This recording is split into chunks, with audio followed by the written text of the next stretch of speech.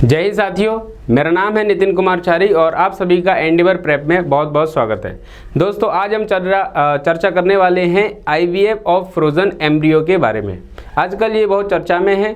IVF क्या होता है और फ्रोज़न एम्ब्रियो क्या होता है और ये चर्चा में क्यों है, हम दोनों मुद्दे पे चर्चा करने के साथ साथ इसके तकनीकी पक्ष को भी समझेंगे। आपने देखा होगा कि अभी हाल ही में कुछ समय पहले अमेरिका के सुप्रीम कोर्ट ने ये आदेश पारित किया है कि फ्रोज़न एम्ब्रियो जो हैं वो बच्चे होते हैं। अब फ्रोज़न एम्ब्रियो बच्चे होते हैं या नहीं होते, इन बातों पे हम चर्चा करेंगे। और फ्रोज़न एम्ब्रियो क्या होता है और जब फ्रोज़न एम्ब्रियो बच्चे होते हैं तो फिर उसके बाद इस पर दबाव स्वरूप निर्णय क्यों लिया गया, और निर्णय लेने के बाद अमेरिका के अलबामा में जो कि आजकल घटनाएं चल रही हैं वो क्यों चल रही हैं और किस चीज़ को लेकर चल रही हैं। अमेरिका में आप जानते हैं कि दो पार्टी हैं, एक है रिपब्लिकन और एक डेमोक्रेटिक पार्टी।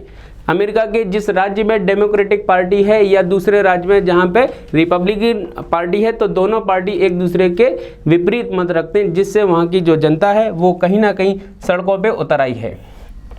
और सड़कों पे उतर आने के बाद दोनों के अपने अपने मत हैं और इस मत को लेके वहाँ पे जो अमेरिका है वो दो ध्रुवों में बट गया है।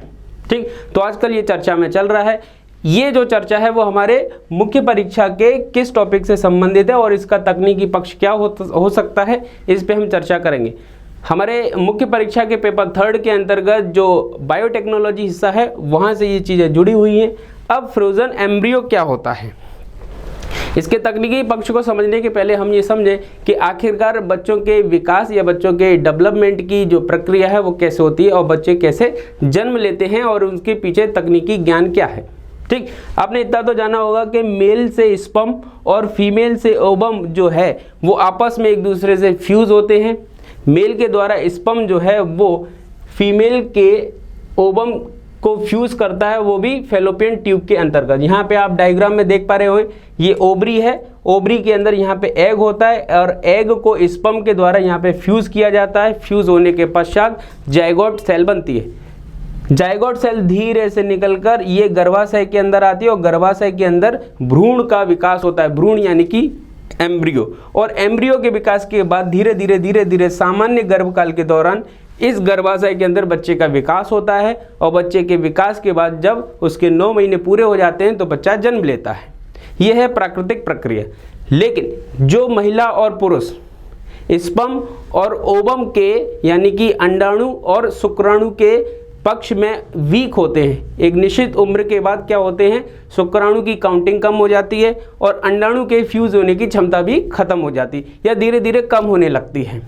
तो इस समस्या के समाधान के लिए दंपत्ति के बच्चों को सुख दिलाने के लिए हम आईवीएफ प्रक्रिया को करते हैं। आईवीएफ प्रक्रिया को करने के लिए आईवीएफ का फुल फॉर्म होता है इन विट्रो फर्टिलाइजेशन, यानी कि जो फर्टिलाइजेशन की क्रिया है जो कि महिला के फैलोपियन ट्यूब में हो रही थी प्राकृतिक रूप से, वो प्राकृतिक रूप से फैलोपियन ट्यूब में न होते हुए हम कहाँ करेंगे, लैब में करेंगे और अनुकूलित वातावरण में करेंगे। इसलिए उसको कहते हैं इन विट्रो फर्टिलाइजेशन। फर्टिलाइजेशन के लिए सबसे पहले हम क्या करेंगे, एक विशेष प्रकार के हार्मोन्स, स्टिमुलेटिंग हार्मोन जो होते हैं वो मेल और फीमेल के अंदर दवाइयों के माध्यम से उत्पन्न कराए जाएंगे, जिससे उनके शरीर में उत्तेजनाएं पैदा होंगी, यानी कि वो शारीरिक रूप से क्या हो जाएंगे, इस स्थिति में आकर अपने अंदर शुक्राणु और अंडाणु को बनाने लग जाएंगे।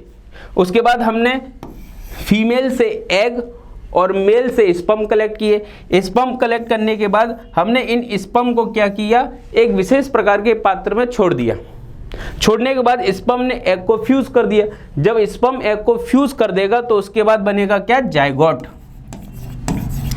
जाइगोट एक निश्चित समय के बाद लगभग 3 से 5 दिन के अंदर इसी अनुकूलित वातावरण में एक नई स्थिति में परिवर्तित होता है, जिसे हम कहते हैं एम्ब्रियो।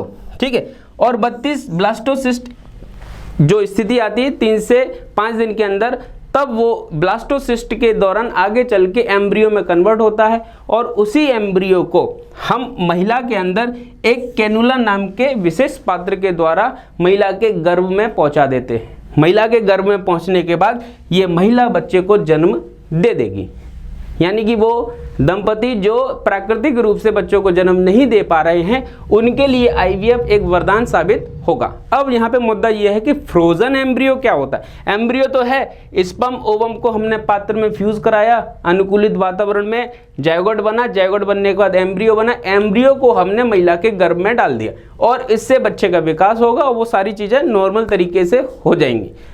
अब क्या होता है, मान के चलें जैसे कोई महिला है, उसका 1 तारीख को पीरियड आया, फिर उसके बाद एक निश्चित टाइम में ही हम क्या करेंगे, इस एग को फ्रोजन एम्ब्रियो में कन्वर्ट होने, एग के एम्ब्रियो में कन्वर्ट होने के बाद आईवीएफ के बाद हम महिला के गर्भ में प्रतिस्थापित करेंगे।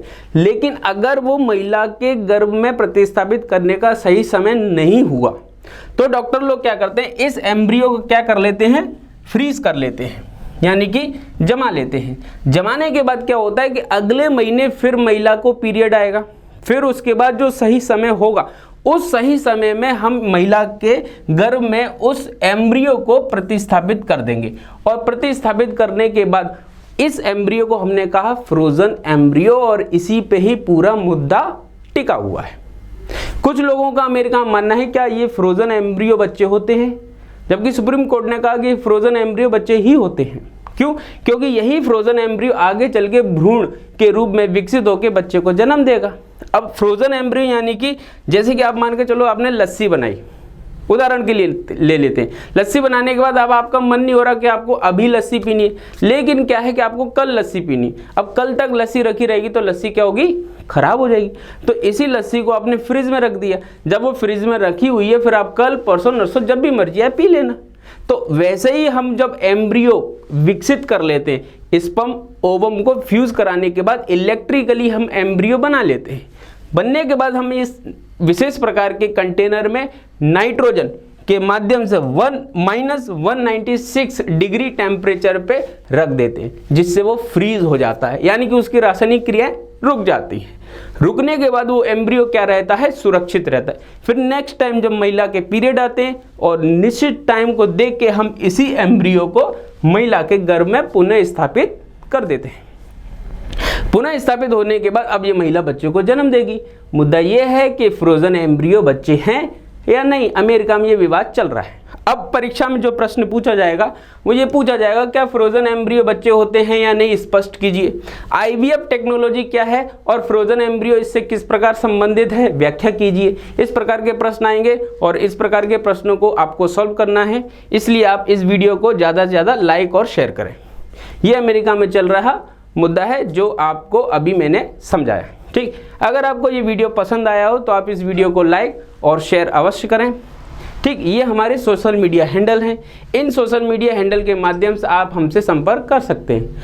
मध्य प्रदेश लोक सेवा आयोग की प्रारंभिक परीक्षा की टेस्ट सीरीज भी हमने अपने एप्लीकेशन पे रखी हुई है। आप उसका एक टेस्ट फ्री ऑफ कॉस्ट है, उसको देने के बाद अगर आपको महसूस होता है कि ये क्वालिटी और ये कंटेंट हमें बेहतर लगता है हमारी परीक्षा की दृष्टि से, तो आप हमारे यहाँ उस एप्लीकेशन पे इसको परचेस करें और हमारे साथ जुड़ें, बेहतर होगा।